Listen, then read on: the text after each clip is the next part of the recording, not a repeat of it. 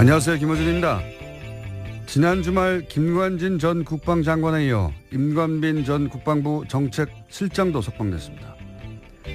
김관진 전 장관이 구속적부심 청구한 이후 조중동을 필두로 한 보수 매체에서 김관진은 북한이 가장 무서워하는 참 군인이라는 바보 같은 논리를 서로 복사해가며 반복했었죠. 구속적부심으로 석방될 리가 없는데 왜 이렇게까지 구명기사를 쓰나 했었습니다. 아니었습니다. 그들은 그들의 파트를 열심히 수행하고 있었던 거죠. 몇몇 매체는 이 석방을 법원과 검찰의 갈등이라는 프레임으로 보도합니다. 아니죠. 제발 그렇게 봐주기를 원하는 거겠죠. 군이 군의 기밀 조직을 통해 대선에 개입한 사건이자 전직 대통령과 직접 연결되는 사건의 핵심 책임자들을 그냥 풀어준 겁니다. 이 사건은 검찰과 법원의 법리가 부딪힌 게 아니라 법을 통해 세우려는 새로운 질서와 그 새로운 작동을 막아선 과거 세력의 힘이 부딪힌 거죠. 역사는 이런 힘을 반동이라고 합니다. 반동의 성공은 구체제의 부활이죠. 김원준 생각이었습니다.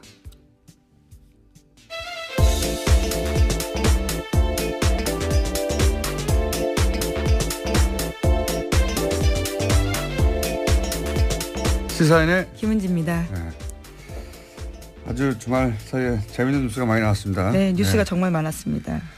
자, 임관빈 정책실장도 풀려났죠? 예, 지난 24일인데요. 김관진 전 장관과 같이 구문 댓글 부대 관련 혐의를 받고 있었습니다. 그런지 구속된 지 13일 만인데 김관진 전 장관이 구속적부심으로 석방되자 임 전 실장도 구속적부심을 청구했고요. 법원이 이를 받아들였습니다. 신광열 수석부장판사는요. 혐의는 다툴 여지가 있고 증거를 없애거나 도망갈 우려가 있다고 보기 어려워서 석방했다라고 밝혔습니다. 이게 말이 안 되는지는 저희가 잠시 후 일부에서 이정열 전 부장판사 오늘은 직접 수준에 나옵니다. 네, 나와서 자세히 다루기로 하고 되돌아보니까 딱딱 맞아떨어져요. 그러니까 구속적부심 청구부터 이상한 거죠 이게. 예. 법적으로 변하는 게 아무것도 없는데 그럼 청구 자체를 안 하는데 안 되니까 근데 청구를 합니다. 그리고 조선일보를 필두로 북한이 제일 무서워하는 참군인. 예. 제가 계속 바보 같다고 비웃었는데. 근데 조중동이 계속해요. 원래 조중동은 안 될 일은 붙들고 있지를 않아요. 왜냐하면 그러다가 진짜 안 되면 조중동 영향이 없다는 걸 인정하는 거 아니에요. 그런데도 계속 붙들고 있어서 여기 참 이상하다. 이거 컨트롤 타워가 있긴 있는 것 같은데 왜 이러나 억지스럽게. 설마 구속적부심으로? 에이 설마. 그런데 그 양승태 전 대법원장이 직접 꽂았다고 하는 신경일 판사가 그 어려운 걸 해냈죠. 예. 그러면서 또 기사가 나옵니다. 김관진은 청구할 생각이 없었는데 변호사가 하자고 해서 참군이니까 직접 하자고 할 수는 없잖아요. 그리고 또 이어서 상관이 풀려났는데 당연히 부하도 석방돼야 또 청구합니다. 이런 기사가 나오고. 그리고 나서는 이제 주말에는 검찰과 법원의 갈등 이런 프레임이 나왔죠. 하루 종일 포털탑에. 왜 이런 일이 벌어졌냐. 검찰과 법원이 갈등해서 그렇다는 거예요. 그렇게 봐주길 원하는 거죠. 그 다음 포털의 메인은 신광열 판사에 대한 비난 여론이 있었잖아요. 예. 뭐 인터넷에도 그렇고. 여당에서도 그런 비판이 있었습니다. 그러자 신 부장판사를 적폐로 매도한다. 처단 선동하고 있다. 신상털이, 유언비어, 가짜뉴스, 인신공격, 사법부 독립을 침해한다. 뭐 이런 그 비판을 이렇게 몰아가죠. 그리고 이런 비난에도 불구하고 신광열 부장판사는 석방을 결정했다. 부당한 여론 압력에 굴하지 않고 할 일을 했다. 이런 뉘앙스 기사가 또 나오고. 그리고 댓글 부대가 요즘 기승입니다. 아주 딱딱 맞아떨어져요. 그런 일이 벌어졌어요. 이건 그냥 단일 사건이 아니라 예, 저는 MB의 반격, 예, 구체제의 반격이라고 봅니다. 반동이라고 하죠 이런 걸. 잠시 후에 다루기로 하겠고 그러자 전병헌 수석도 기각이 됐죠, 영장이. 네, 지난 25일 새벽인데요. 영장 기각됐습니다. 검찰은 롯데홈쇼핑이 방송 재승인을 대가로 전 전 수석이 명예회장으로 있던 한국 e스포츠협회에 3억 원을 후원했다라고 봤는데요. 이에 대해서 서울중앙지법 강부영 부장판사는 범행 가당 여부와 범위에 대한 다툴 여지가 있다면서 구속의 필요성을 인정하기 어렵다라고 밝혔습니다. 또 관련 자료가 대부분 수집돼서 증거인멸과 도주 우려가 크지 않다라고 설명했습니다. 저는 전병헌 전 수석은 MB가 살렸다 그렇게 봅니다. 김관진, 임관빈 석방하다 보니까 형평을 맞추고 이렇게 된 것이다. 재청구하겠죠. 재청구하면 영장이 발부될 가능성이 높다. 저는 그렇게 보고요. 또 관련 뉴스가 많으니까 쭉쭉 이어가 보죠. 네, 적폐 사건의 핵심 피의자들이 잇따라서 검찰 소환도 거부하고 있는데요. 박근혜 정부 국정원에서 특수활동비 1억 원을 받은 혐의를 사고 있는 최경환 자유한국당 의원이 내일로 예정된 검찰 조사에 불응하겠다라고 밝혔습니다. 공정하지 못한 수사에는 협조하기 어렵다라는 건데요. 현역 국회의원에게는 불체포 특권이 있습니다. 그렇기 때문에 국회 본회의 표결에서 제적 의원 과반수 출석과 출석 의원 과반수 찬성이 나와야지만 체포가 가능한 상황입니다. 뿐만 아니라 김병찬 서울 용산경찰서장도 검찰의 요구에 출석해달라는 검찰의 요구에 응하지 않고 있는데요. 지난 25일 출석이 예정돼 있었습니다. 하지만 시간이 더 필요하다라면서 검찰의 의사를 전달했다고 하는데요. 김병찬 서장 같은 경우에는 2012년에 댓글 사건 관련해서 국정원과 수시로 통화해서 정보를 줬다라는 혐의를 받고 있습니다. 그러니까 이제 김관진, 임관빈부터 반동이라고 제가 표현했는데 반동의 기운이 아주 과거 인사들 다들 안 나오려고 하는 거죠 지금. 최경환 의원도 안 나오려고 그러고 그리고 이 의원 원유철 의원 또 사실은 대상이 수사 대상입니다. 대상이 돼 있고 그리고 경찰도 안 나오려고 그래요. 용산 경찰서장 김병찬 다들 안 나오려고 하고 있습니다. 네. 네, 여긴 이미 25일 출석이었는데요. 나오지 않았습니다. 지금 이렇게 한 사람 뭐 김관진 임관빈이 풀려난 거 이외에도 전체적으로 다 이런 거대한 움직임이 있다 현재. 긴장이 필요하다. 제가 보기엔 다시 한번 큰 싸움이 시작되려고 한다. 저는 그렇게 봅니다. 다음 뉴스는요. 네, 박근혜 정부 국정원이 검찰의 댓글 수사를 막기 위해서 청와대에 SOS를 보낸 적이 있다라는 이야기도 나왔는데요. 과거 이야기입니다. 핵심 인력을 교체하려고 하는 등 수사팀에 와해시키려고 했던 정황이 드러났다라는 겁니다. 국정원이 당시 청와대에 올린 보고서를 보면 2013년 댓글 특별수사팀의 인적 구성에 심각한 문제가 있다 이렇게 내용을 보고했는데 보고서에는 특수성 검사들이 균형적인 정무 감각이 부족하다라고 평가해놨습니다. 그러면서 당시 특별수사팀장이었던 윤석열 팀장에 대해서는요.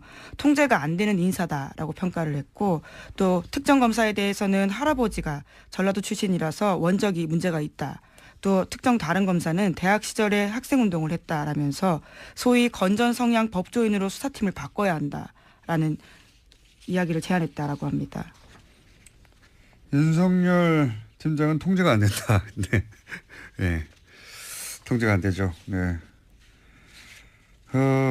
그때도 와해시키려고 했고. 네, 2013년입니다. 실제로 그때 그래서 윤지검장 같은 경우에는요 결과적으로 쫓겨나는 상황이 됐었습니다. 윤지검장만 쫓겨났나요? 네, 최동욱 총장도요. 검찰총장 자체를 날려버렸는데요.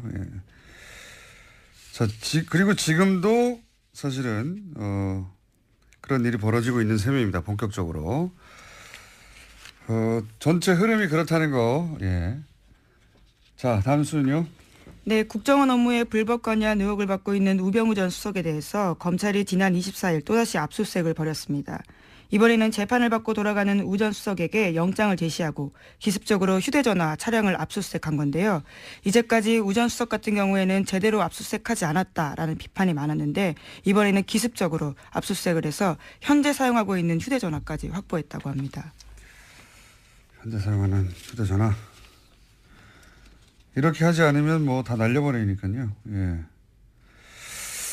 자, 우병우 전 수석은 사실은 엄청난 확률로 불가능한 일들이 연속으로 벌어진 분이죠. 통신영장이라고 원래 이제 수사 대상이 되면 일단 기본적으로 누구와 통화했는지부터 알아보잖아요. 예. 이거는 안 내줄 확률이 1%도 안 되는 건데 연속으로 안 내줬어요. 예. 네, 그래서 이례적이다라는 보도도 꽤 있었습니다. 그냥 이례적인 게 아니에요. 이건 일어나지 않을 일이 일어난 거예요. 우병우 전 수석과 관련해서는 아무것도 수사하지 못하게 하는, 예. 이제 하도 그러다 보니까 갑자기 들이닥쳐가지고 갖고 있는 휴대전화를 차에서 내리는데 뺏은 거죠. 압수수색한 건데 여기서 뭐가 나올지 모르겠습니다. 이제 우병우 전 수석에 대해서는 검찰도 어떻게든 해보려고 하는데 여태까지 실패해 왔어요. 자, 그래서 이런 아무도 모르게 이런 영장 발부해서 아무도 모를 수는 없겠죠. 여하간 갑자기 기습적으로 닥쳤다라는 건데요. 이런 경우는 잘 없는데. 네, 이와 관련해서는 오늘 아침 한겨레 신문 보도가 있는데 이 과정에서 현직 검찰 간부가 우병우 전 수석과 추명호 전 국정원 국장의 연결고리 노릇을 했다라는 보도도 있습니다. 그러니까 내부에 일종의 프락치라고 표현하나요? 뭐 이런 사람들이 있다 보니까 검찰이 굉장히 기습적으로 압수수색했다라고 보는 건데요. 대검찰청에서는 해당 간부에 대한 감찰을 착수했습니다. 알겠습니다. 다음 뉴스는요. 뉴스가 많아요. 네, 국가정보원 댓글 수사를 방해한 의혹 등으로 참고인 검찰 수사를 받다가 숨진 변호사가 있습니다. 국정원 직원이었는데요. 정치호 변호사입니다. 이 변호사의 유족이 사망 경위에 대해서 진상규명을 요구하고 있습니다. 유족과 변호인단이 지난 24일에 기자회견을 열었는데요. 사망 경위에 관한 의혹을 제기하고 철저한 수사를 촉구했습니다. 이게 저희도 한번 다룰 생각인데 뭐 처음에 자살 기도했다고 하는 그 장소부터가 알고 보니 자살을 할 수 없는 장소였다. 그러니까 물도 얕고 그리고 워낙 차량 이동이 많고 뛰어내리면 누구나 볼 수 있고 누구나 볼 수 있다는 건 금방 구출된다는 얘기죠. 근데 수심도 얕아서 1.5m밖에 안 되고 그러니까 뭐 자살을 정말로 하려고 했던 게 아니라 본인이 어떤 상황에 처해 있는지 알리려고 했던 거죠. 예. 그런 상황이었고 특히 제가 의심되는 대목은 휴대전화 평소 3대 사용했는데 2대가 사라졌더라. 사라진 것만 해도 이상한데 유족이 알고 있는 사라진 전화번호 1대 전화했더니 누가 받았다는 거 아닙니까? 네, 처음엔 받았는데 이후에는 전원이 계속 꺼져 있었다라고 합니다. 받고 네. 이거 정 변호사 핸드폰 아니다라고 끊어버렸다는 거 아니에요. 말이 안 되는 거죠. 그러니까 사망한 이후 누군가 가져갔다는 얘기니까 누군가 가져간 사람과 사망과 연관관계 따져봐야 되고 그 외에 몇 가지 더 있습니다. 이 유가족은 이것이 단순 자살이 아니다. 타살 의혹이 있다. 이런 정황 여러 가지를 지금 주장하고 있고요. 네, 유가족들이 굉장히 저도 만나봤는데요. 아주 적극적입니다. 그래서 모든 이 루트를 따라다니면서 증거를 수집하고 있어서요. 만만치 않은 사건입니다. 알겠습니다. 자, 다음 뉴스는요. 네, 더불어민주당 진선미 의원이 지난 24일에 이명박 전 대통령의 비자금 단서를 확인했다면서 검찰의 재수사를 촉구했는데요. 국회 본회의 자유 발언에서 한 이야기입니다. 2012년 내곡동 특감 수사 종료 사흘 앞두고 발견됐던 이명박 전 대통령의 아들 이시영 씨의 명의의 삼성동 힐스테이트 전세 자금에 대해서 이야기를 했습니다. 자, 이 사건도 자세히 따져봐야 되는 사건이죠. 이게 이제 당시에 내곡동 특검할 때 내곡동 땅을 살 때 현금 6억 원을 가져와서 샀다. 근데 이시영 씨는 당시 무직이고 재산도 3,600만 밖에 없었는데 이걸 어디서 샀냐. 아버지가 준 거 아니냐. 그럼 아버지 통장에도 변동이 없으니까 비자금이다. 이런 얘기고.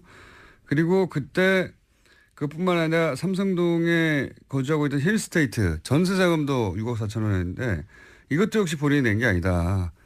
근데 이 돈은 청와대에서 준 거다 하는 정황이 나왔죠. 청와대의 총무기획관, 거기가 이제 김백준 씨, 소위 이제 평생 이명박 전 대통령의 집사 역할을 했던 여기서 나온 건데 여기서 이제 국권이 나오죠. 네. 2006년 이후 발행이 중지되어 있다라고 있는 하는데요. 국권. 그러니까 아주 오랫동안 묵힌 돈이다라는 거죠. 오랫동안 있던 비자금이 나왔다. 네. 요 사안도 이미 특검이 조사해서 자료가 있으니 빨리 수사해라. 예, 그 비자금 어디서 났냐. 이런 이야기고요. 자, 또 하나가 이제 정유라 씨. 그래서 소위 이제 제가 이게 새로운 뭔가 기운이 있다 이거.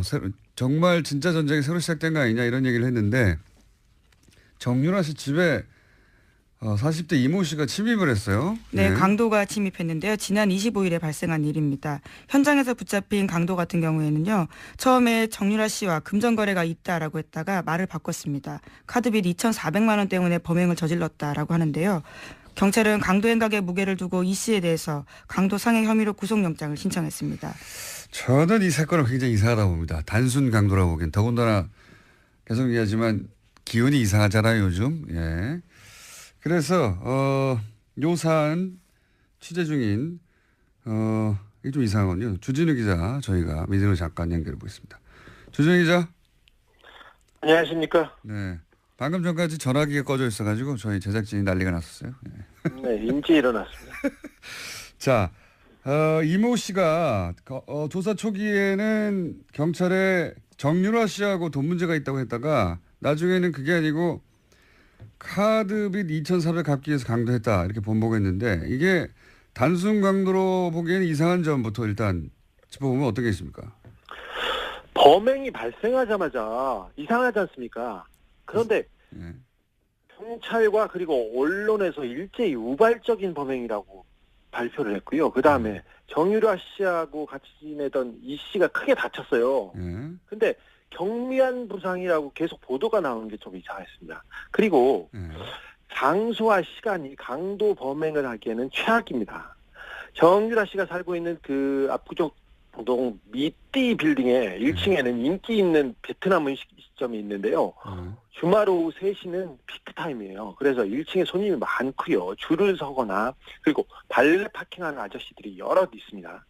그리고 그래서 누군가 고함만 질러도 그냥 바로 검거될 수 있는 그런 환경인데 일주일 이상 그 강도 범행을 도모한 사람이 찾기에는 너무 그 멍청한 선택이었습니다. 일단 기본적으로 오후 3시 사람이 드글드글하는 곳에 대낮에 강도를 하러 간다는 게 이상하고 그리고 이게 이제 강도라는 건 침입이 목적이 아니라 돈을 뺏어서 도주가 목적이에요. 도주 계획이 예, 도주 계획이 수립이 돼야 되는데 침입할 때부터 이미 수희 아저씨하고 마주쳤다는 것은 얼굴이 다 노출되는 거잖아요, 그죠? 네, 이게 도주하기에는 굉장히 어려운 그 빌딩이에요.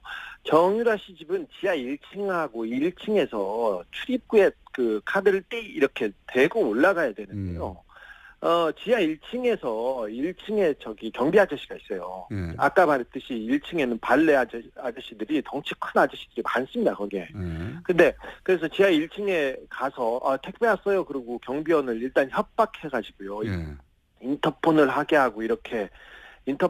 하고 이 경비 아저씨를 묶고 이렇게 올라가는데 여기까지는 치밀합니다. 그 가짜 총과 칼까지도 그 준비한 걸 보면 여기까지는 총도 준비했어요? 아니 칼을 준비했다? 칼과 가짜 총도 있었어요. 가짜 총도 있었어요? 어허. 네네. 근데 그렇게 묶어놓고 거기 준비까지는 치밀했는데 그리고 지하로 올라간다는 것까지 알았어요. 이건 쉽지 않은데 그걸 보고 올라갔는데 도주 생각은 아예 없었다고 봅니다. 그 건물 내부에 CCTV도 있었을 거 아닙니까? CCTV 이 집 많습니다. 많습니다. 그래서 근데 그 이미 올라가면서 자기가 노출될 것을 알고 있었다고도 봐도 무방합니다. 그러니까요. 원래 이제 도망가는 계획을 못 세우면 아예 들어가지도 않는 건데 자 그렇게 실제로 집에 들어가서 지금 경찰 발표는 금품을 요구했다고 하는데 실제 금품을 요구했답니까 들어가서? 아니요, 돈을 요구하지도 않았고요. 그 돈을 숨겨놨을 최순실 씨나 정유라 씨 큰 부자이기 때문에 어디에 숨겨놨겠지, 쌓아놨겠지 했는데 금품을 찾기 위해서 집을 뒤진 흔적도 없습니다. 뒤지지도 않았습니다, 아예. 그럼 들어가서 실제로 어떤 행동을 했습니까? 이 부분 지목되고 있지 않은데 누가 보내서 왔다고 얘기했어요, 분명히. 누가 보내서 왔다. 그리고 정유라 나와라. 할 얘기가 있다. 할 얘기가 있어서 나와라. 이런 소리를 계속 질렀다고 합니다. 그래서 아직 어떤 얘기를 했는지는 지금 취재 중입니다. 누가 보내서 왔다. 그리고 할 얘기가 있어서 왔다. 네. 그 외에 또 어떤 행동을 했습니까? 정유라 씨는 이 빌딩에 그 6층, 7층에 복층이 있는 집에 살고 있는데 6층에는 고땡땡 유모가 살고 있고요. 유모가 고모. 있고, 네. 7층에는 정유라 씨가 지내고 있어요. 원래 6층에 정유라 씨가 살았어요. 예. 그리고 7층에는 정윤회 씨와 최순실 씨 방이 있었어요. 네. 각방이었습니다, 사실. 별걸 다 어. 각방. 예. 저 이제 네 거기에 어떤 사진이 걸려 있고, 예. 이상한 도령 사진이 걸려 있고 그렇습니다. 그 40대 계안이 6층에 올라가서 예. 모모의 신분증을 뺐었어요. 신분증이요? 네, 신분증을 보면서 어딘가에 전화도 했습니다. 이 어디 신분증을 보잖아. 네, 이거 수사 중이니까 곧 파악이 될 겁니다. 뭐 집에 그 돈이 없으면 뭐 돈과 비슷한 카드를 뺏는다든가 분명히 뭘 다른 걸 해야 되는데 인출 시도를 신분증을 하자든가. 보고 네. 신분증을 보고 전화를 했다는 것은 좀 이상하죠. 굉장히 이상하네요. 이건. 네. 돈을 목적으로 한 침이 아닌 건 거의 분명한 것 같은데.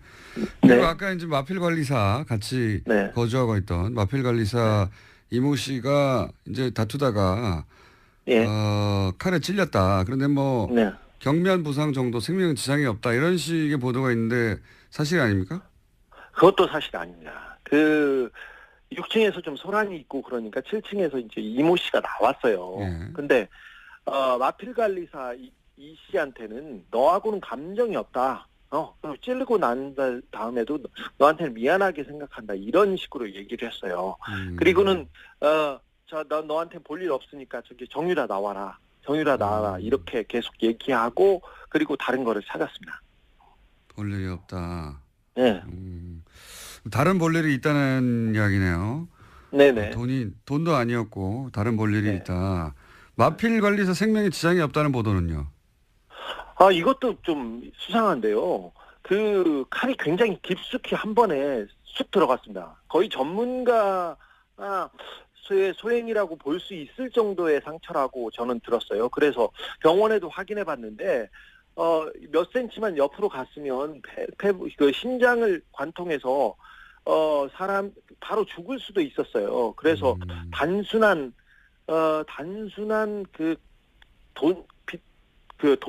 빚 때문에 벌인 범행이 분명히 아니라는 것은 분명합니다. 피가 너무 많이 나서요. 네. 그 생명에 지장을 줄 뻔했습니다. 범인이 전과가 없는 초범이었는데요. 칼을 매우 잘 쓴다는 특징이 있습니다. 그렇군요. 그럼 신고는 누가 한 겁니까? 신고한 사람도 안 나왔는데. 예. 네, 사실 초범이 이렇게 칼 쓰다가 이거 쉽지 않거든요. 손 다치고 힘든데 이거 말끔하겠습니다. 신고는요.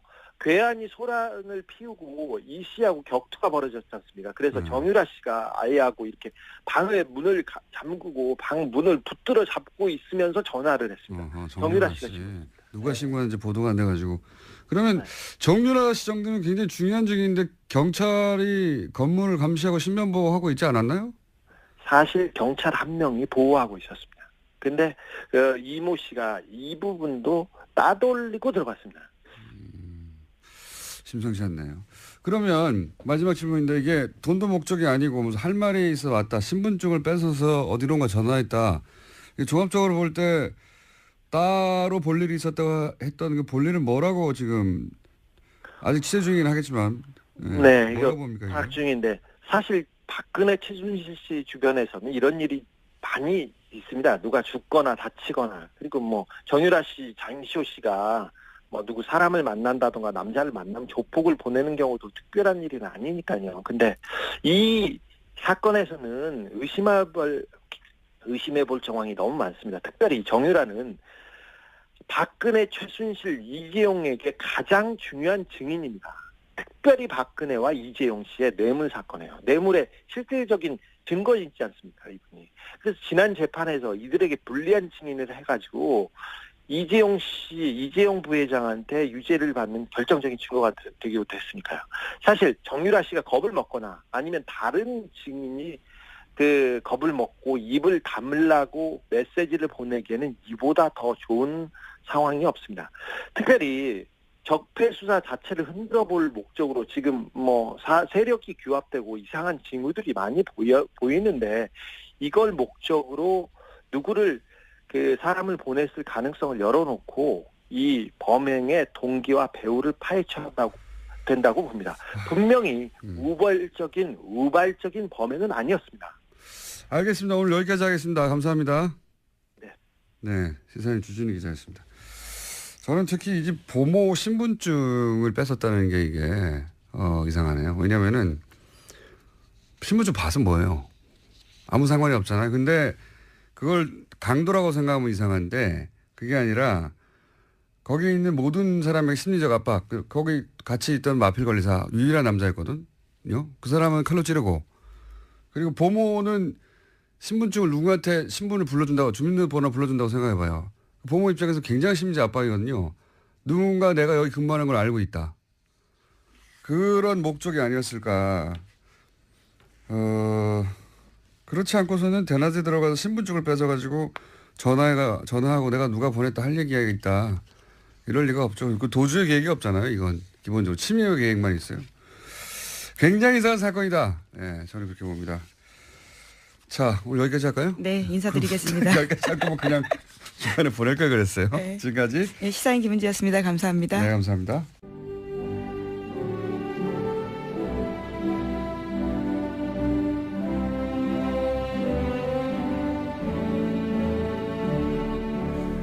지내는 국민 여러분 안녕하십니까. 여러분의 귀염둥이 MB 인사 올리겠습니다. 국민 여러분, 우리나라는 지금 여러모로 위기를 맞고 있습니다. 안보는 위태롭고 경제는 어렵고 정치는 혼란하고 심지어는 법까지도 고무줄매로 왔다 갔다 하고 있습니다. 저는 전직 대통령으로서 지금 이 상황이 참 심히 걱정되는 상황이다. 그런 확신을 마저는 가지고 있는 겁니다. 그까지만 우리가 누굽니까? 어려울수록 강해지는 민족 아닙니까? 이럴 때일수록 아래위가 똘똘 뭉쳤어. 아래위가 손발을 맞췄어. 마음도 맞추고 말도 맞췄어. 이 위기를 극복해 나가야 됩니다. 그런 확신을 마저는 가지고 있는 것입니다. 화이팅! 화이팅입니다. 예. 여기까지야. 끝났네. 가자. 우리 또 맞춰봐야지. 맞추고 많아. 입도 쪽쪽 맞아야 되고. 간지나! 그래 간지나 그래. 아이고 너 나온 거. 야 그래 간지나.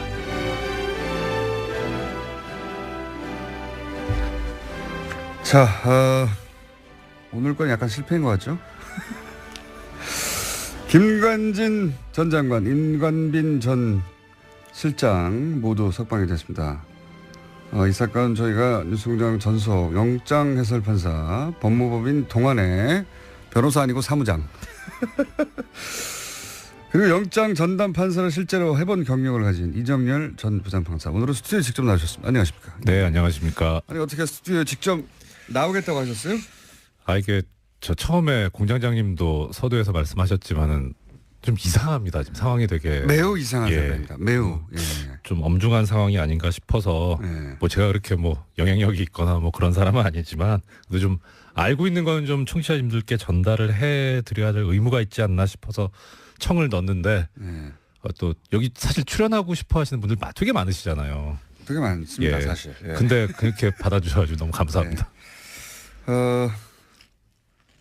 쪽쪽 뽑으려고 하는 거죠?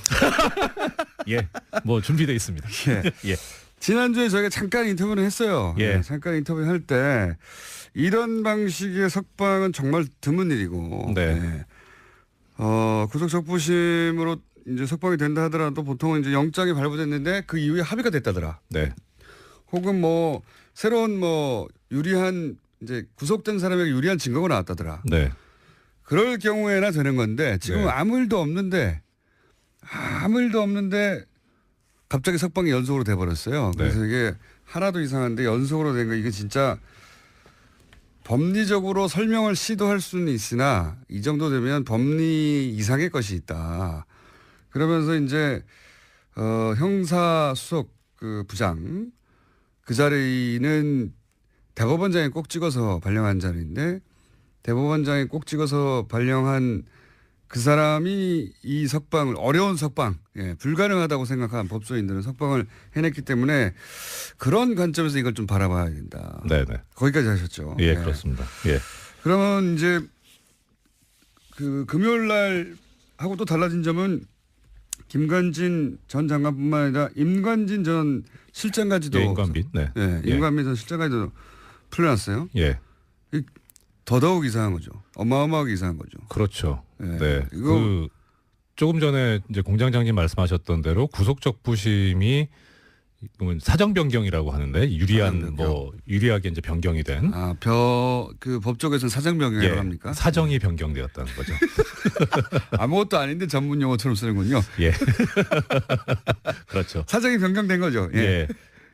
그러니까 사정 변경이 없는데 석방 결정을 하니까 종전의 영장 판사의 구속영장 발부 결정을 뒤집는 경우가 그렇게 흔하지가 않다는 말씀을 드렸는데 더 이제 임관빈 전 실장 같은 경우에는 더 한 게 두 사람 사이 석방 결정에 차이점이 하나 있지 않습니까? 돈 내고 나가라는 그렇죠. 거니까 1,000만 원 보증금 내고. 예.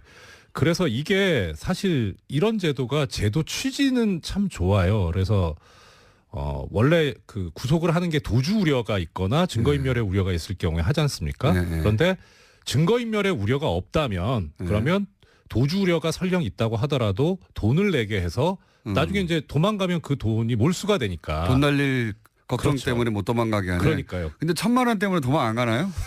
좀 액수도 적긴 한데 뭐 그건 지금 별 문제고. 뭐 한 10억 정도 걸었으면 모르겠어요. 그러니까요. 예. 뭐 하여튼. 근데 왜 이렇게 뭐랄까요?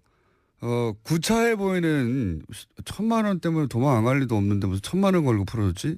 이거 왜 그런 겁니까? 그러니까 일단 제 생각에는 이건 추측인데 당초에 김관진 전 장관에 대한 석방까지는 염두에 뒀던 것 같아요. 예. 그런데 그 다음에 이제 임관빈 전 실장이 또 청구를 하니까 그냥 그림상으로는 사실 상급자가 나갔는데 하급자를 구금해 둔다는 게 이상하잖아요. 예. 지시를 한 사람도 나갔는데. 그렇죠. 그러니까 형평상 풀긴 풀어야 되겠는데 그런데 이제 김관진 전 실장하고 김관진 전 장관하고 임관빈 실장 차이가 뭐냐면 혐의가 정치 관여 부분은 서로 지금 뭐 공통이 돼 있는데 임관빈 전 실장 같은 경우는 뇌물 부분이 있어요. 뇌물 부분. 예. 그러니까 사실 이건 풀기가 어려워요. 더 어렵다. 더 어려워요. 그 다음에 뭐 다른 시간에 기회가 되면 혹시 말씀드릴 수 있을지 모르겠지만 김관진 전 실장 같은 경우에는 법리적으로 무죄다라는 주장을 변호인이 했거든요. 예. 근데 그 주장이 이제 뭐 틀린 주장이긴 하지만 무슨 얘기를 했냐면은 국무위원이기 때문에 무죄다 이런 주장을 했어요. 국무위원이니까 정치 관여할 수 있다. 뭐. 그렇죠. 한마디로 말하면. 네. 그런데 임관빈 전 실장 국무위원도 아니거든요. 그러니까 석방의 논리 자체가 아예 없다. 그렇죠. 예. 그래서 거기 결정을 보면 뭐라고 돼 있냐면 일부 혐의에 대한 다툼의 여지가 있다 이렇게 나오거든요. 근데 일부 혐의가 뭔지를 모르겠어요. 정치 관여를 얘기하는 건지 아니면은 뇌물수수를 얘기하는 건지. 그러니까 워낙 풀어줄 명분이 없으니까 그럼 돈 내고 나가라. 그렇죠. 하는 제도를 활용했다. 예. 근데 사실 이게 조금 전에 말씀드렸던 대로 제도의 취지는 좋은데 이 유전무죄 무전유죄가 될 수 있거든요. 그렇죠. 그런데 그러기에도 액수도 너무 작아요. 네, 그건 그래요. 그래서 판사들 같은 경우에 이런 제도가 있긴 하지만 우리나라 실상에서는 이거 안 맞는다 해서 잘 안 쓰거든요. 근데 그것까지 이제 쓴 거예요. 그러니까 하다 안 되니까. 그러니까 야 이거 좀 너무한 거 아니냐. 꼭 풀어주고 싶었네요. 꼭 풀어줘야만 했겠죠. 정말로 꼭 풀어주기 위해서 그렇다고 이제 그 수석 부장판사 아무나 되는 게 아니지 않습니까? 그렇습니다. 실력은 좋은 거잖아요. 실력 있어야죠. 그러니까 온갖 끌어다 땡길 수 있는 거는 다 박박 끌어 쓴 거군요. 이게. 그렇죠. 그리고 게다가 실력도 실력이지만 지금 신광열 수석 같은 경우에는 제 기억에 아마 2012년 9월에 고등부장 승진한 걸로 알고 있어요. 그러니까 지금 거의 5년 넘었잖아요. 고참이에요. 고등부장으로서도 좀 있으면 이제 법원장 될 사람인 거예요. 그러니까 실력도 실력이지만 경험도 상당히 경륜도 풍부한 분이죠. 그러니까 이제 저 구석에 있어서 아무도 안 쓰는 것까지 갖다 쓴 거죠. 그만큼 이 법을 아는 사람들이 내부적으로 보기엔 야 이렇게까지 해서 풀어주나 이럴 사안이라는 거죠. 그렇죠. 예, 그렇게 해서 풀어줬습니다. 예. 풀어줬는데 여기서 이제 한 가지 정도만 따져볼까요? 뭐 법리를 따질 이유가 없다고 하셨는데 말이 안 돼서. 방어권 보장 위해서 풀어줬다고 했잖아요. 김관진 전 장관이. 이게 왜 말이 안 되는 겁니까? 그러니까 보통 이제 방어권 보장을 위해서 석방을 하는 경우에 구속영장 청구를 기각하거나 하는 이유는 뭐냐면 일단 검찰 측에서 이러한 범죄 혐의가 있다고 구속영장을 청구를 하잖아요. 그리고 이제 자료를 제시를 하죠. 예, 소명 자료를. 그럼 보면은 당연히 이제 어느 정도 증명이 되겠죠. 그러니까 검찰이 청구를 하는 거고. 근데 거기에 대해서 피의자 측이, 그러니까 영장 청구의 대상이 된 피의자가 사실은 이게 이렇게 된 거다고 자기한테 유리한 주장을 합니다. 그러면서 일부 증거를 또 제시를 해요. 그럼 재판부에서 보기에 이게 변명이 말이 된다. 설득력이 있다. 그 설득력이 있는데 이걸 뒷받침하려면 조금 더 증거를 수집해야 되는데 구금을 해놓으면, 구속을 해놓으면 사실 제일 증거를 잘 알고 있는 사람은 피의자 본인이잖아요. 그러니까 이렇게 구금을 해놓으면 검찰은 자유롭게 증거를 수집할 수 있는데 피의자는 구금이 돼가지고 자유롭게 증거를 수집할 수 없으니까 형평에 어긋난다 해서 방어권 보장을 해서 푼다는 거예요. 그러니까 전제는 뭐냐면 증거 수집을 위해서 필요한 거죠. 그렇죠. 본인에게 유리한 증거. 피의자가 말하는 게 말이 되는 것 같은데 피의자한테 유리한 증거를 수집하려면 자의 몸이 돼야 되니까. 그렇죠. 이런 논리죠. 네, 그렇죠. 그러니까 이거는 사실관계 문제하고 법리의 문제가 있는데 보통 이제 다툴 때 혐의를 다툴 때 근데 증거의 문제니까 이건 법리의 문제가 아니고 사실관계의 문제인 거죠. 사실관계를 다투겠다는 거. 내가 그 돈을 줬다. 예. 그랬는데 그 준 증거가 5개쯤 있는데 한 2개밖에 못 모았고 3개 또 모아야 된다. 네. 예. 그렇죠. 뭐 그럴 때 이제 그 세 사람을 만나면서 막 그 증거를 찾아야 되니까. 그렇죠. 예. 예. 그럴 때 내가 보내주는 건데. 풀어주는 건데. 그러니까 그러면은 이 재판부 논리대로 하면 이 사실관계에서 증거 수집에 지금 필요성이 있구나라고 이해는 할 수 있어요. 근데 재미있는 게 이 김관진 전 장관의 변호인이 언론 인터뷰를 하면서 뭐라 그랬냐면 모든 증거가 다 수집돼 있다. 이런 얘기를 해요. 증거 인멸할 이유가 없다 이거죠. 그런 얘기인 것 같아요. 다 수집돼 있는데 검찰도 뭐 증거 인멸할 그 여지가 없지 않냐. 다 수집돼 있는데. 그렇죠. 그래서 증거인멸 우려가 없다는 취지로 그렇게 얘기를 한 것 같은데 이때의 증거는 검찰 측 증거만 있는 건 아니죠. 모든 증거 다 수집돼 있으니까 그렇죠. 본인들 증거도 다 수집됐다는 얘기도 하죠. 그러니까 방어권 보장의 문제가 아니게 되는 거죠. 자승자박을 해버린 거예요. 자기들도 모든 증거가 다 모여있다고 했는데 뭘 나가서 또 증거를 모으냐. 그러니까 이것을 이렇게 변호인이 주장을 하는데도 방어권 보장 얘기가 나온 거라면 이거는 둘 중에 하나잖아요. 변호인이 주장하는 거를 눈을 감아버린 거예요. 네가 그렇게 설령 얘기는 하지만 그럴 리가 없어. 밖에 또 증거 또 있을 거야. 유리한 증거. 그렇거나 아니면은 이 방어권 보장이라고 한 부분이 잘못 쓴 거라는 거죠. 잘못 판단한 거라는 거죠. 잘못 판단이라기보다는 그 쓸 게 없어서 썼겠죠. 굳이 법리적으로 따지자면. 그런데 법리적으로 말이 안 된다는 이 말씀하셨고, 근데 이제 법리가 무의미하다. 다른 의도가 있다. 이렇게 말씀하셨잖아요. 법리 말고 다른 의도가 있다라고 생각되는 정황들은 뭐 여러 가지 있으셨겠지만 판사로서 그런 생각을 하셨던 포인트가 있을 거 아닙니까? 이게 뭐 저는 뭐 정보 수집할 방법이 그렇게 많지 않으니까 주로 언론 기사를 참조하는데 주진우 기자 조선일보라고 말씀하셨는데 전 세계일보에서 봤어요. 어떤 기사? 세계일보에서 그 얘기 하더라고요. 저기 아까 공장장님도 처음에 말씀하셨는데 원래 김관진 전 장관은 구속적부심 신청을 할 생각이 없었는데 참군인이라서 부하들의 책임을 다 지려고 그래서 참군인이라서 구속적부심 신청하면 이상하다라고 해서 안 하려고 했는데 변호인이 강하게 권유를 해가지고 그래서 어쩔 수 없이 했다. 그게 이제 원래는 비판 여론을 이제 왜 구속적부심 신청했냐. 그리고 물타기 하고. 석방된 이후에도 우호 여론을 조성하고 그러니까 참군인이기 때문에 안 하려고 했는데 할 수 없이 변호인이 시켜가지고 했다. 이렇게 이제 말아주는 기사인데. 그러니까 그게 뭐 김관진 전 장관이 참군인일 수는 있겠죠. 전 잘 모르겠어요. 그거는 뭐 아는 바 없고. 주진은 참치군이라고 합니다만. 참 정치군이라고. 일단 뭐 법률계 쪽에서 보자면 변호인이 얘기한 게 좀 눈길이 가는 거예요. 법적인 관점에서 보자면 변호인이 그러니까 의뢰인이 나는 적부심 신청 안 하고 싶은데라고 했는데 변호인이 주장해가지고 적부심 신청했다는 기사대로라면. 거예요. 법무법인 발언이라고. 발언이죠. 그 유명한 BBK를 담당했던. 그렇죠. 그 대표 변호사. 이명박 전 대통령과 아주 밀접한 관련이 있는. 이명박 전 대통령 시절에 비약적으로 발전한. 뭐 하여튼 그건 그렇고. 하여튼 발언해서 그렇게 안 한다고 했는데 신청했어요. 그러면 보통 이제 일반적으로 뭐 전 변호사는 아니지만 보통 변호사가 의뢰인이 못 되신 거죠. 그 지금 사무장에 머물러 계신 거죠. 논점에서 벗어났습니다. 그 일반적으로 예. 의뢰인이 원하지 않는데 변호사가 하자고 하면 예. 나중에 안 되면 어떻게 합니까? 책임 때문에 못 합니다. 못 하죠. 예, 원래. 그러니까 의뢰인이 하자고 해도 변호사가 보기에 이거 안 될 것 같은 보통 말리거든요. 근데 그럼 안 된다고 예, 말입니다. 이거 해봐야 괜히 저기 예. 역효과만 납니다. 이러고 말리는데 예. 오히려 근데 이 경우에는 희한한 게 이 구속적 부심이 보통 뭐 잘 받아들여지는 거라면 또 그럴 수도 있어요. 이거 한번 해볼 만합니다 하는데 원래도 안 받아들여져요. 안 받아들여져요. 근데 그걸 하자고 해요 변호인이. 게다가 이렇게 중요한 사건을 더더욱 안 받아주는데 그러니까 그걸 막 해요. 그러니까 이거 뭔가 이게 뭐 그런 소문도 들었어요. 법조계에서 이거 뭐 저는 농담이라고 생각하는데 신광열 부장하고 강훈 대표 변호사하고 둘이 통화 기록을 좀 까봐야 되는 거 아니냐. 근데 이건 좀 심하고. 법무부인 발언하고 예. 신광열 부장판사하고 서로 통화한 거 아니냐. 뭐 예. 이건 저는 아니라고 봅니다. 예, 그건 너무 예. 심한 것 같고. 그렇게 그런 방식 유치하게 하지는 않았을 예. 거라고 봐요 저는. 예. 근데 적어도 최소한 이거 청구하면 가능성이 예. 있다라고 하는 어떤 뭔가 상당한 근거를 그렇죠. 가지고 있다는 뭔가 거죠. 시그널이 있었으니까 했겠죠. 그렇죠. 예. 그렇지 않으면은 뭐 법무부인 발언 측에서 그 책임을 감수하면서 뭐 하려고 하겠습니까? 변호사들은 대단히 보수적입니다. 이럴 때. 그렇죠.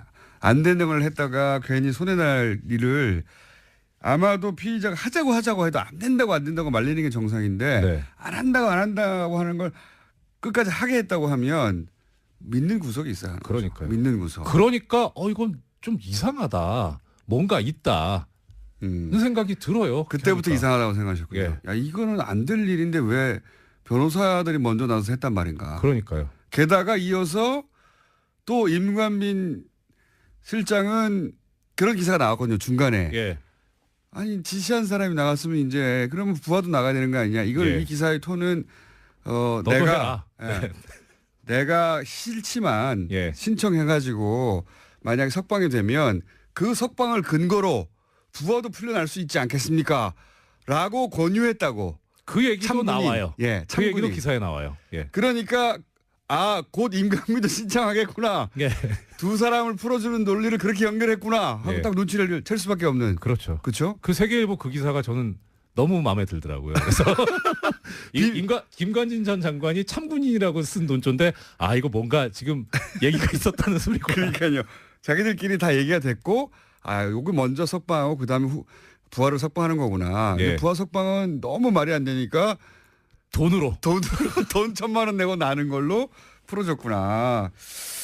저는 뭐 그 신광열 부장판사의 성향만 막연히 믿고 변호사가 배팅했다고 보지는 않습니다. 그건 좀 위험하죠, 사실. 예, 그건 말이 안 네. 되는 것 같고 왜냐하면 뭐 조중동 매체들이 사전 여론 조성 작업부터 쭉 했잖아요. 참군인 얼마나 많이 기사를 냈는지. 그래서 보다 큰 시나리오 아래서 이게 전체적으로 진행된 사건이 아니겠는가. 저는 이제 추정하지만 법조인이시니까. 전 조심스럽죠. 예, 법조인이시니까 어쨌든 기사에 나온 예. 변호사가 먼저 하자고 했다더라라든가 아니면 임관민까지 하자고 하더라. 그리고 곧이어 역시 되더라. 네. 그리고 1,000만 원 내고 풀어주는 희한한 방식. 예. 이런 경우 보셨어요? 아이씨, 먹겠습니까? 이게 욕 먹거든요. 저기 했다가. 법원 내에서도 욕먹을 거 아니에요. 그러니까 법에 있는 제도니까 사실 욕하기는 좀 그래요. 근데 잘 안 하니까 뭐 그런 수준이죠. 희한하다. 이런 정도죠.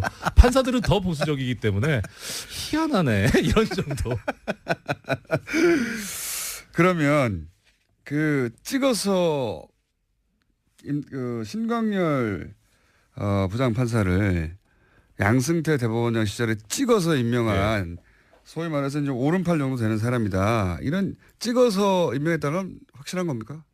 뭐 오른팔이라는 말씀 제가 드린 말씀은 그건 아니고 주진우 기자의 표현이긴 예, 합니다. 찍어서라는 건 그건 당연히 근거가 있죠. 그러니까 이게 뭐 이거 제가 찍어서 발령냈다라는 걸 가지고 30초 남았습니다. 그렇습니까? 예.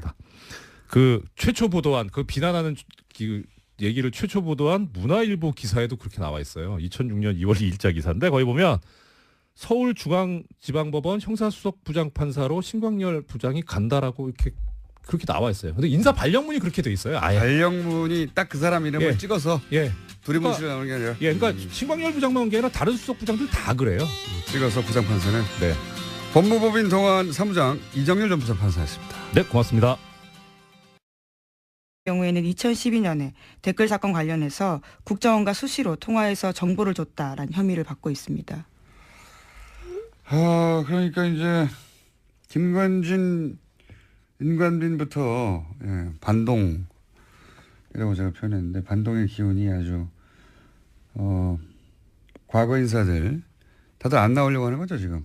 최경환 의원도 안 나오려고 그러고 그리고 이 의원 원유철 의원 또 사실은 대상이 수사 대상입니다. 예. 대상이 돼 있고 그리고 경찰도 안 나오려고 그래요. 용산 경찰서장 김병천 다들 안 나오려고 하고 있습니다. 네. 네, 여긴 이미 25일 출석이었는데요. 나오지 않았습니다. 지금 이렇게 한 사람 뭐 김관진 인감이 풀려난 거 이외에도 전체적으로 다 이런 거대한 움직임이 있다 현재. 네. 긴장이 필요하다. 네. 제가 보기엔 다시 한번 큰 싸움이 시작되려고 한다. 저는 그렇게 봅니다. 다음 뉴스는요. 네, 박근혜 정부 국정원이 검찰의 댓글 수사를 막기 위해서 청와대에 SOS를 보낸 적이 있다라는 이야기도 나왔는데요. 과거 이야기입니다. 핵심 인력을 교체하려고 하는 등 수사팀에 와해시키려고 했던 정황이 드러났다라는 겁니다. 국정원이 당시 청와대에 올린 보고서를 보면 2013년 댓글 특별수사팀의 인적 구성에 심각한 문제가 있다 이렇게 내용을 보고했는데 보고서에는 특수통 검사들이 균형적인 정무 감각이 부족하다라고 평가해놨습니다. 그러면서 당시 특별수사팀장이었던 윤석열 팀장에 대해서는요. 통제가 안 되는 인사다라고 평가를 했고 또 특정 검사에 대해서는 할아버지가 전라도 출신이라서 원적이 문제가 있다. 또 특정 다른 검사는 대학 시절에 학생운동을 했다라면서 소위 건전 성향 법조인으로 수사팀을 바꿔야 한다라는 이야기를 제안했다라고 합니다. 윤석열 팀장은 통제가 안 된다. 네. 네. 통제가 안 되죠. 네. 그때도 와해시키려고 했고. 네, 2013년입니다. 실제로 그때 그래서 윤지검장 같은 경우에는요 결과적으로 쫓겨나는 상황이 됐었습니다. 윤지검장만 쫓겨났나요? 네, 최동욱 총장도요. 검찰총장 자체를 날려버렸는데요.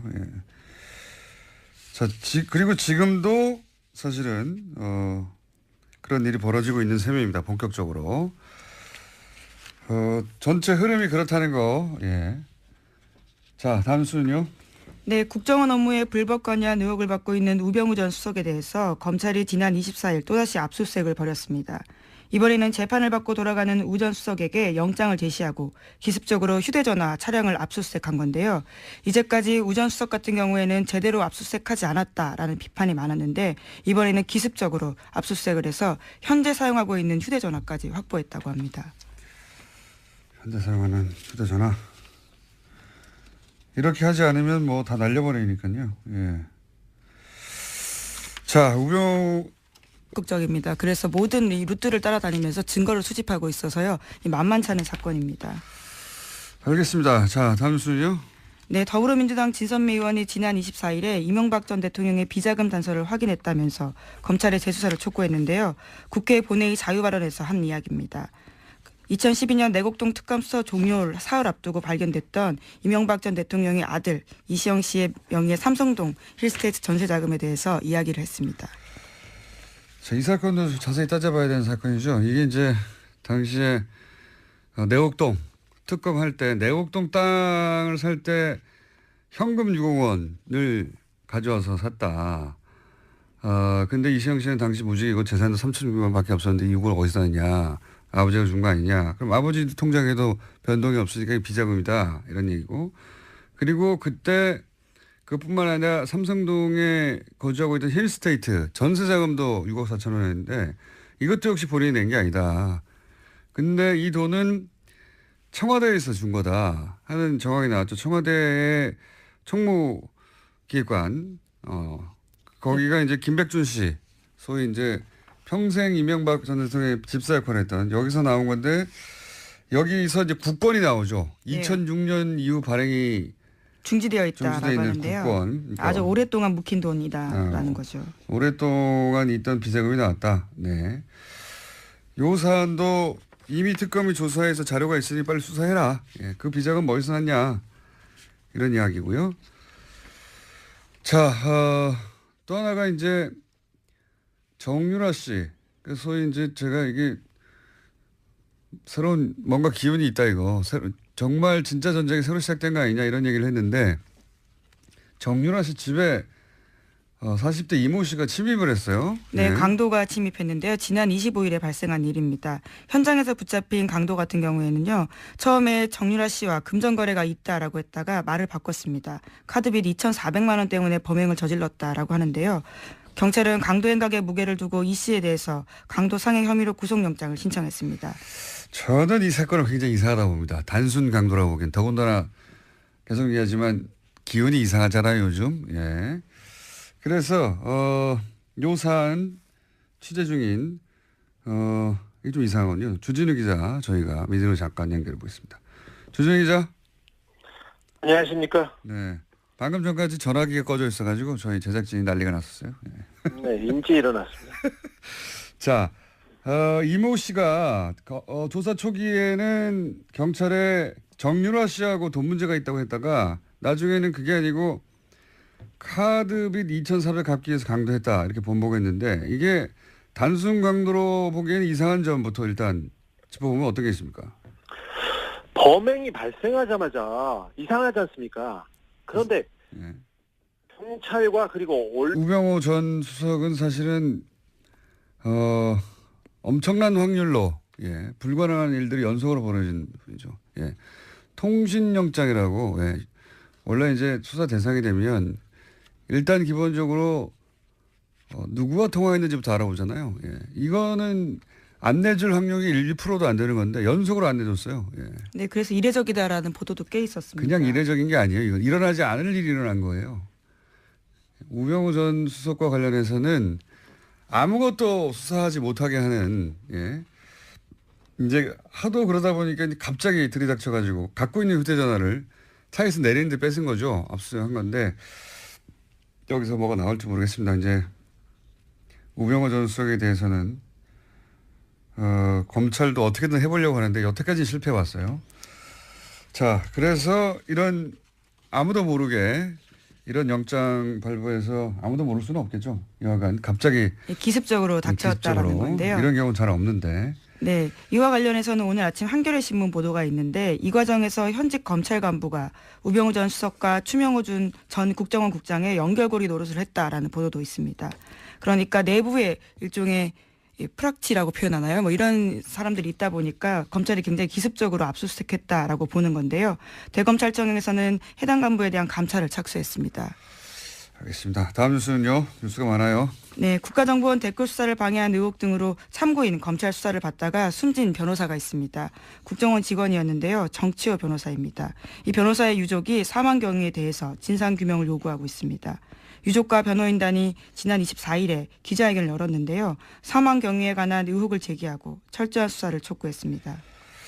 이게 저희도 한번 다룰 생각인데 처음에 자살 기도했다고 하는 그 장소부터가 알고 보니 자살을 할 수 없는 장소였다. 물도 얕고 그리고 워낙 차량 이동이 많고 뛰어내리면 누구나 볼 수 있고 누구나 볼 수 있다는 건 금방 구출된다는 얘기죠. 근데 수심도 얕아서 1.5m밖에 안 되고 그러니까 자살을 정말로 하려고 했던 게 아니라 본인이 어떤 상황에 처해 있는지 알리려고 했던 거죠. 예.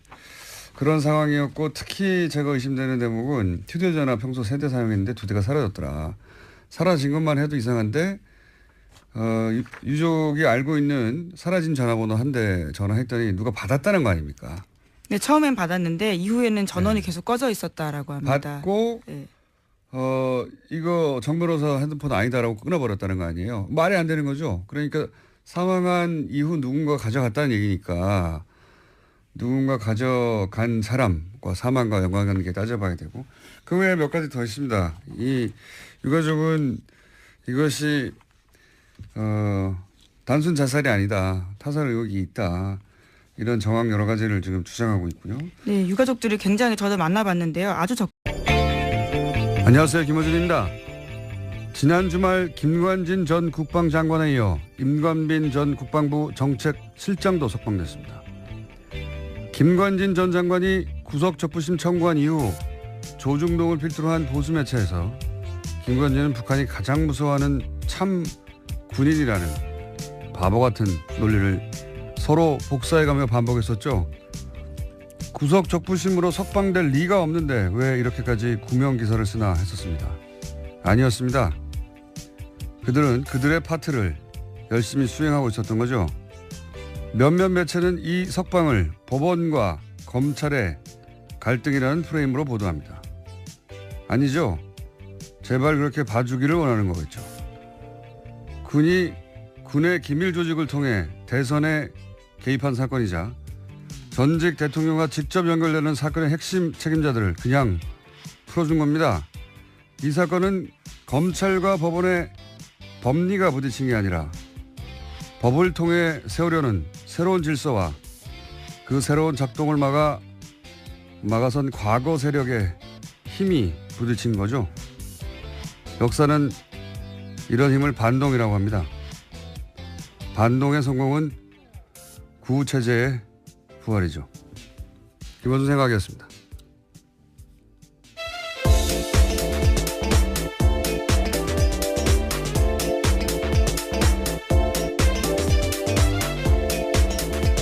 시사인의 김은지입니다. 네. 아주 주말 사이에 재밌는 뉴스가 많이 나왔습니다. 네, 뉴스가 정말 많았습니다. 자, 임관빈 정책실장도 풀려났죠? 예, 지난 24일인데요. 김관진 전 장관과 같이 구문 댓글 부대 관련 혐의를 받고 있었습니다. 그런지 구속된 지 13일 만인데 김관진 전 장관이 구속적부심으로 석방되자 임 전 실장도 구속적부심을 청구했고요. 법원이 이를 받아들였습니다. 신광열 수석부장판사는요. 혐의는 다툴 여지가 있고 증거를 없애거나 도망갈 우려가 있다고 보기 어려워서 석방했다라고 밝혔습니다. 이게 말이 안 되는지는 저희가 잠시 후 일부에서 이정열 전 부장판사 오늘은 직접 수준에 나옵니다. 네, 나와서 자세히 다루기로 하고 되돌아보니까 딱딱 맞아 떨어져요. 그러니까 구속적부심 청구부터 이상한 거죠 이게. 예. 법적으로 변한 게 아무것도 없는데 그럼 청구 자체를 안 하는데 안 되니까 근데 청구를 합니다. 그리고 조선일보를 필두로 북한이 제일 무서워하는 참군인. 예. 제가 계속 바보 같다고 비웃었는데. 근데 조중동이 계속 해요. 원래 조중동은 안 될 일은 붙들고 있지를 않아요. 왜냐하면 그러다가 진짜 안 되면 조중동 영향이 없다는 걸 인정하는 거 아니에요. 그런데도 계속 붙들고 있어서 여기 참 이상하다. 이거 컨트롤 타워가 있긴 있는 것 같은데 왜 이러나 억지스럽게. 설마 구속적부심으로? 에이 설마. 그런데 그 양승태 전 대법원장이 직접 꽂았다고 하는 신광열 판사가 그 어려운 걸 해냈죠. 예. 그러면서 또 기사가 나옵니다. 김관진은 청구할 생각이 없었는데 변호사가 하자고 해서 참군이니까 직접 하자고 할 수는 없잖아요. 그리고 또 이어서 상관이 풀려났는데 당연히 부하도 석방돼야 또 청구합니다. 이런 기사가 나오고. 그리고 나서는 이제 주말에는 검찰과 법원의 갈등 이런 프레임이 나왔죠. 하루 종일 포털탑에. 왜 이런 일이 벌어졌냐. 검찰과 법원이 갈등해서 그렇다는 거예요. 그렇게 봐주길 원하는 거죠. 그 다음 포털의 메인은 신광열 판사에 대한 비난 여론이 있었잖아요. 예. 뭐 인터넷에도 그렇고. 여당에서도 그런 비판이 예. 있었습니다. 그러자 신 부장판사를 적폐로 매도한다. 뭐 처단 선동하고 있다. 신상털이, 유언비어, 가짜뉴스, 인신공격, 사법부 독립을 침해한다. 뭐 이런 그 비판을 이렇게 몰아가죠. 그리고 이런 비난에도 불구하고 신광열 부장판사는 석방을 결정했다. 부당한 여론 압력에 굴하지 않고 할 일을 했다. 이런 뉘앙스 기사가 또 나오고. 그리고 댓글 부대가 요즘 기승입니다. 아주 딱딱 맞아떨어져요. 그런 일이 벌어졌어요. 이건 그냥 단일 사건이 아니라, 예, 저는, MB의 반격, 예, 구체제의 반격이라고 봅니다. 반동이라고 하죠, 이런 걸. 잠시 후에 다루기로 하겠고, 그러자 전병헌 수석도 기각이 됐죠, 영장이. 네, 지난 25일 새벽인데요. 영장 기각됐습니다. 검찰은 롯데홈쇼핑이 방송 재승인을 대가로 전 전 수석이 명예회장으로 있던 한국 e스포츠협회에 3억 원을 후원했다라고 봤는데요. 이에 대해서 서울중앙지법 강부영 부장판사는 범행 가당 여부와 범위에 대한 다툴 여지가 있다면서 구속의 필요성을 인정하기 어렵다라고 밝혔습니다. 또 관련 자료가 대부분 수집돼서 증거인멸과 도주 우려가 크지 않다라고 설명했습니다. 저는 전병헌 전 수석은 MB가 살렸다 그렇게 봅니다. 김관진, 임관빈 석방하다 보니까 형평을 맞추려고 이렇게 된 것이다. 재청구하겠죠. 재청구하면 영장이 발부될 가능성이 높다. 저는 이렇게 보고요. 또 관련 뉴스가 많으니까 쭉쭉 이어가 보죠. 네, 적폐 사건의 핵심 피의자들이 잇따라서 검찰 소환도 거부하고 있는데요. 박근혜 정부 국정원에서 특수활동비 1억 원을 받은 혐의를 사고 있는 최경환 자유한국당 의원이 내일로 예정된 검찰 조사에 불응하겠다라고 밝혔습니다. 공정하지 못한 수사에는 협조하기 어렵다라는 건데요. 현역 국회의원에게는 불체포 특권이 있습니다. 그렇기 때문에 국회 본회의 표결에서 제적 의원 과반수 출석과 출석 의원 과반수 찬성이 나와야지만 체포가 가능한 상황입니다. 뿐만 아니라 김병찬 서울 용산경찰서장도 검찰의 요구에 출석해달라는 검찰의 요구에 응하지 않고 있는데요. 지난 25일 출석이 예정돼 있었습니다. 하지만 시간이 더 필요하다라면서 검찰에 의사를 전달했다고 하는데요. 김병찬 서장 같은